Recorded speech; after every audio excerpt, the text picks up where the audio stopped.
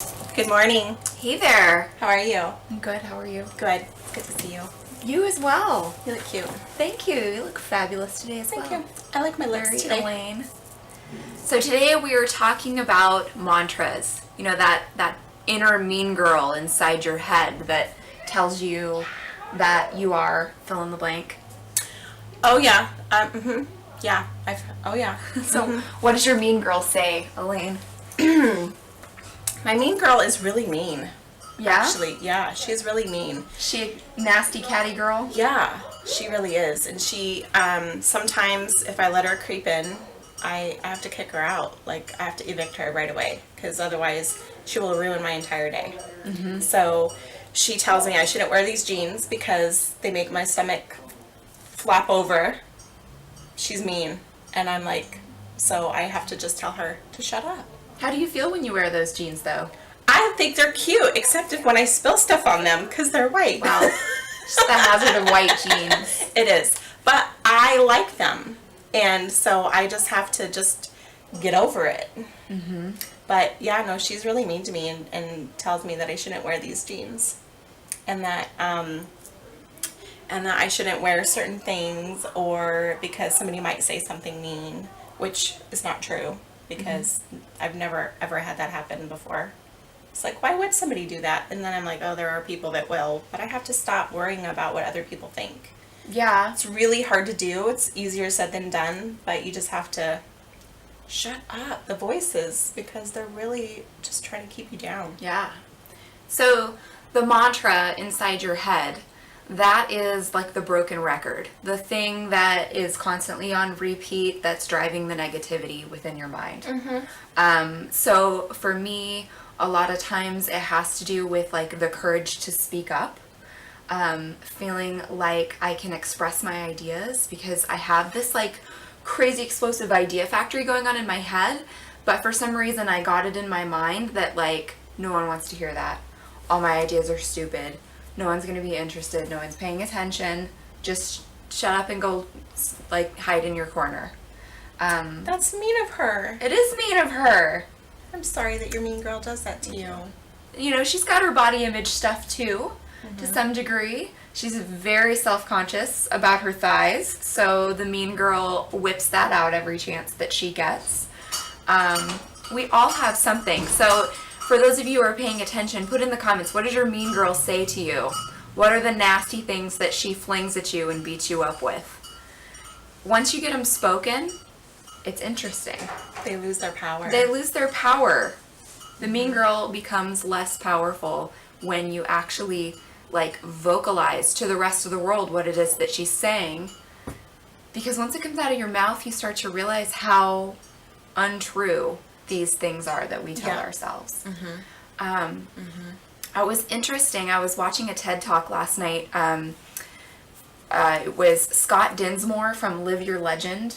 And basically his focus is that he helps people to realize their true purpose, their dreams. But he said something that really resonated with me, and that was that most of the time there are just two reasons why we don't live our dreams. And that is what we tell ourselves and what other people tell us. Interesting. Very rarely is it the case that we actually physically can't.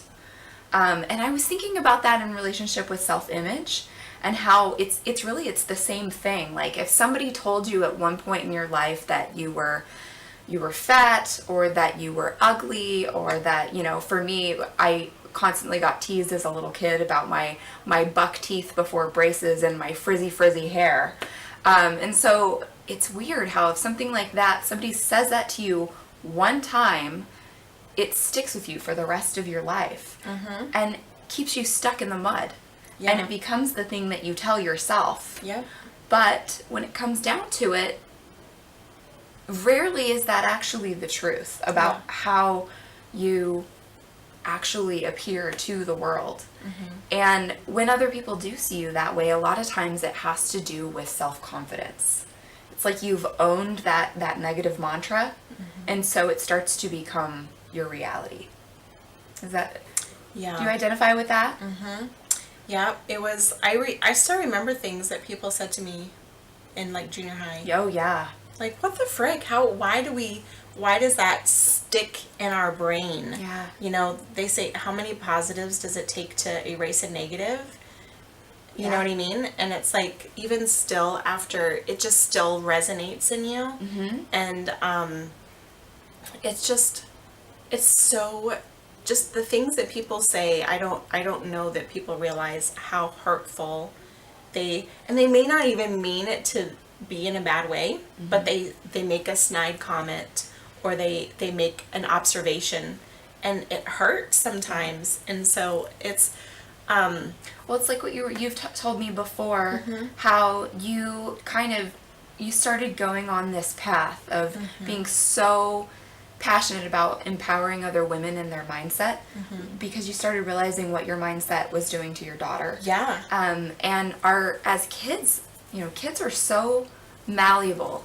Yes. And so the things that you say to yourself, your kids pick those things up, and they become part of your kids' reality.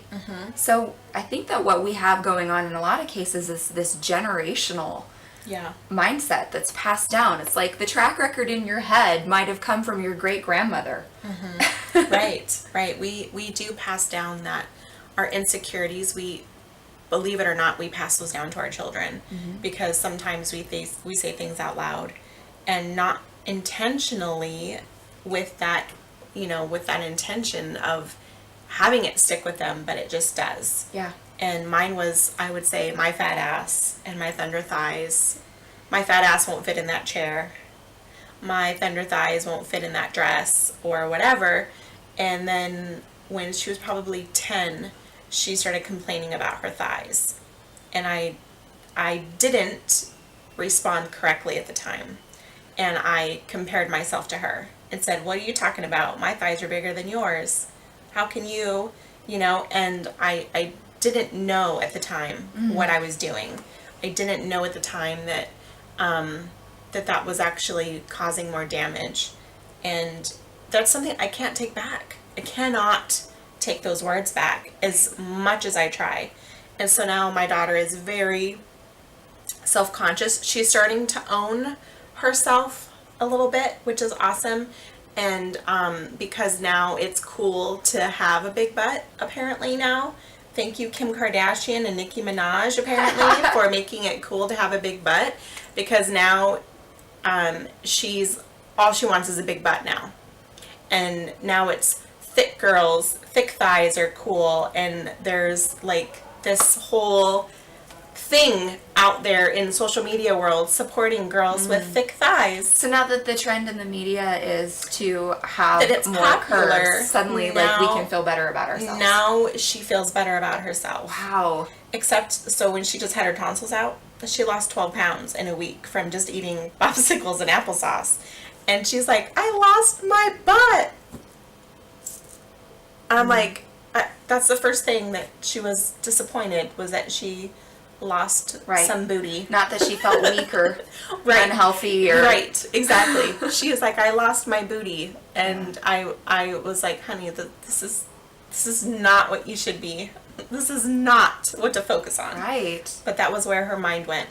Well, I was thinking about how malleable kids are, and how the impressions that we get when we're young, it snowballs and amplifies over time. And so that by the time we're adults, we've got this whole lifetime of this super powerful mantra, this track record in our head that's just has this whole conditioning. I mean, really what it is it's mind control on our own, it's self-mind control.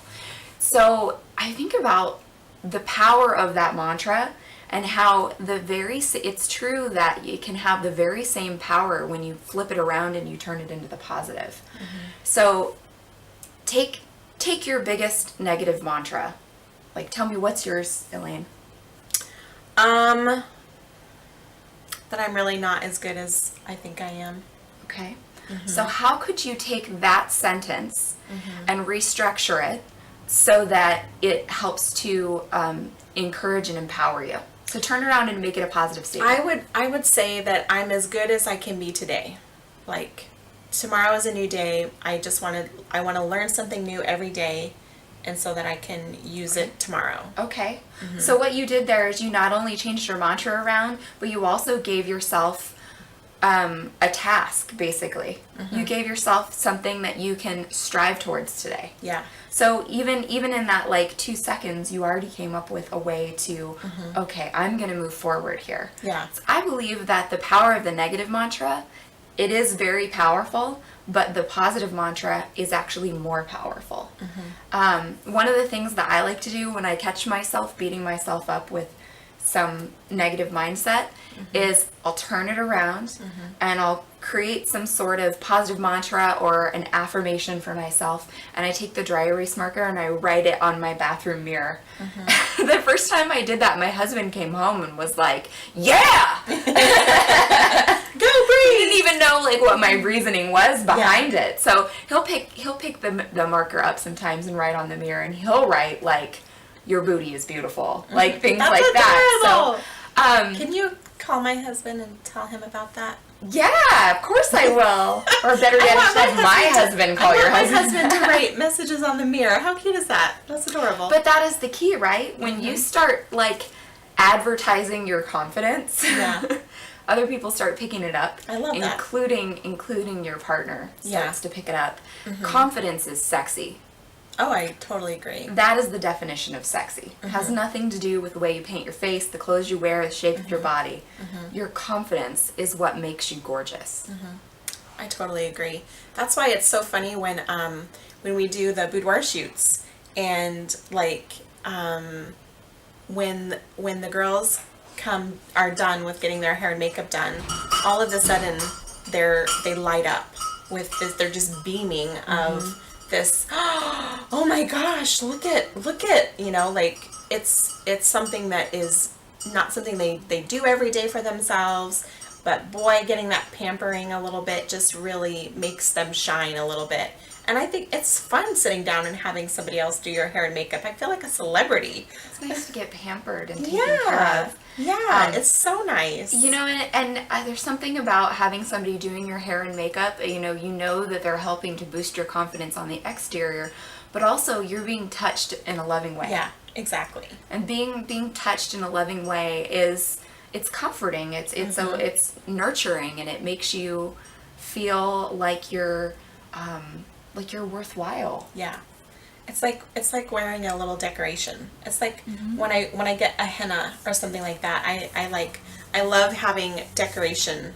Like it's just one more little thing that I can use to express myself. Well, the way I look at it is it's about adornment. So like the way that you deck yourself out in the day and during the day, for a lot of people it becomes a disguise. Like, how can I hide this and make that look a little bit better?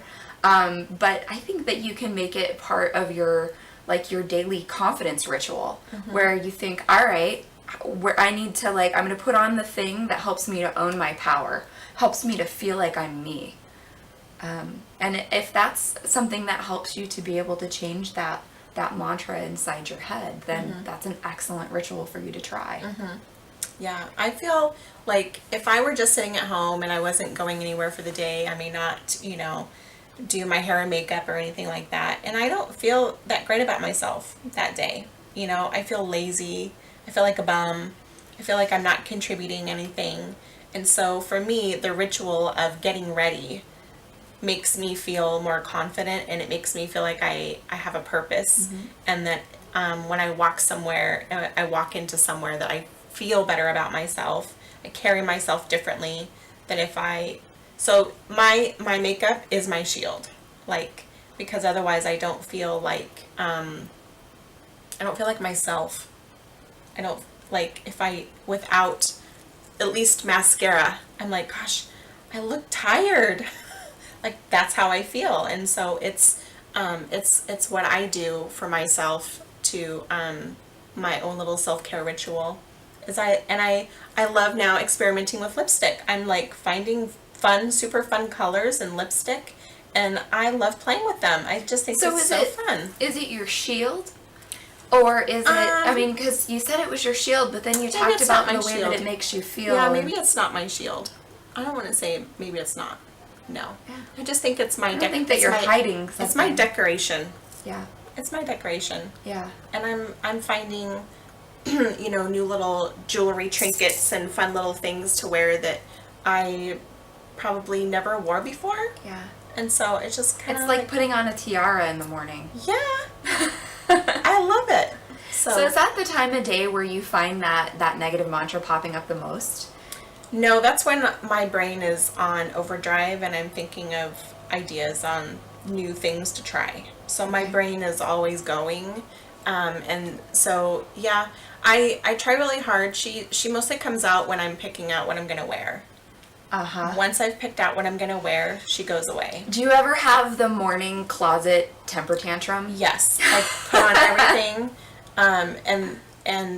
Yeah. You end up in tears, like sobbing in the back of the closet because like nothing fits and I'm already late. No, I haven't gotten to that point. Okay, but well maybe that's just me. I have put on several, like, I'll put something on and I'm just like, I'm just not feeling this today. Yeah. And I take it off and then I put something else on and I'm like, it's the struggle. Yeah. I don't have it often, but there are times that I don't feel good in whatever it is I put on.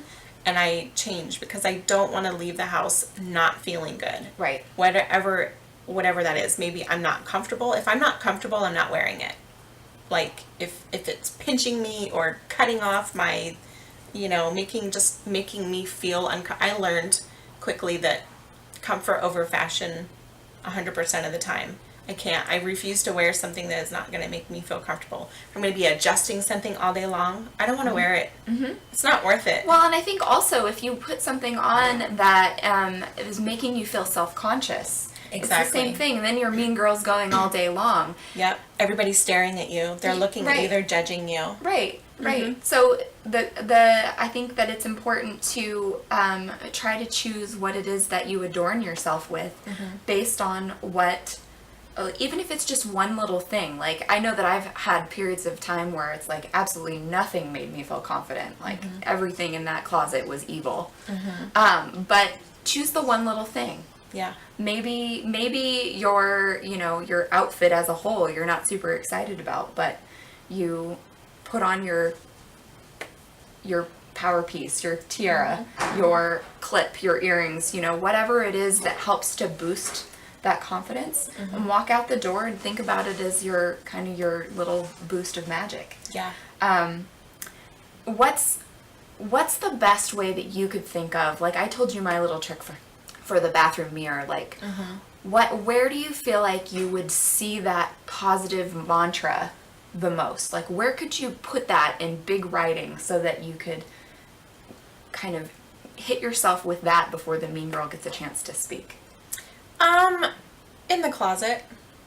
Yeah. So if I were to put something on the door or something that's, we have like this little walk-in closet thing, which is pretty awesome because I've never had a walk-in closet before. But like, if I were to like hang something up in there, like there's space above this little shelf thing that I could easily hang something up there that just reminded myself that, And I think the biggest thing is to be able to switch up your mantra, for a positive mantra to work, you have to be able to believe it. Oh, for sure. And sometimes that takes a little conditioning of repeating it to yourself a little bit, but you have to word it so that it's something that actually feels like it resonates with you. You can't just be like, oh, well, all right, I'm just going to say these words because it's the opposite of what I was beating myself up with. You have to create it in a way that is actually believable, so that you can carry it out. So what steps would you take to help somebody create a new mantra? Well, I liked what you did, is you, rather than saying, because your negative mantra was I'm not good enough, rather than just flipping that exactly on its head and saying I'm amazing, I'm the best. Maybe you do believe that, but the place where you started, where you felt comfortable, was I'm as good as I'm good enough for today, or so you have to ask yourself, where can I start? That might be where you start right now. But then, a month from now, once you are believing like I'm as good as I can be for today, you do start to feel like I'm amazing, I'm the best. So you have to check in on it every once in a while. Yeah. So maybe next month that is your mantra, I'm amazing. Maybe you change that up, the thing that you put up in your closet, whether it's a banner or you create like a vision board collage or something. Do something stimulating and eye-catching so that you look at it and you smile and you believe it. Yeah, start with something that you can actually believe. Yeah. And then revisit it regularly and change it up. Once you start to feel a little bit of that confidence, all right, step it up to the next level. Make sure that you can see it every day. I know someone actually who, similar to my bathroom mirror thing, writes it on his rear view mirror, because then what he told me is that, so he's always looking forward, he's never looking backward. I like that. So, I don't know, I'm a fan of sticky notes. I put them all over the place. Maybe you want something that's more private to begin with, so you just write it on the palm of your hand like it's cheat notes. Whatever you gotta do, right? Or maybe that little power piece, that little tiara, whatever it is that you put on during the day, you create a little moment for yourself where you infuse that with your positive mantra. You repeat your positive mantra while you're looking at that thing, and that is what that thing symbolizes for you. So every day when you put that on, you're reminded of what its meaning is. So what is your positive mantra? My positive mantra at the moment is to redefine my definition of success. Okay. So rather than constantly telling myself, nobody wants to hear what you had to say, you're not good enough, you know, you're ugly, nobody's paying attention, you're never going to be successful. It's more than one mantra that was going through my head. I have reminded myself to redefine my definition of success. That reminds me to take a look at what's going on around me, appreciate the moment and the things that I do have that I'm really very blessed in life, and start recreating my idea of who I am and what I want out of my life. And that for me infuses into all facets, like my idea of success, my idea of what a successful woman looks like, the way she carries herself, what she tells herself, her confidence, brings in all of those things. Awesome. Well, thank you guys for joining us today. I want to hear a little bit about what your negative mantra is, but if you're going to post what your negative mantra is, your challenge is to change that up and create it as a positive mantra as well. So give it a try. Tell us your ideas. Tell us what it is that you're telling yourself. We're excited to hear it. Yes. Thanks so much. Thanks for joining us.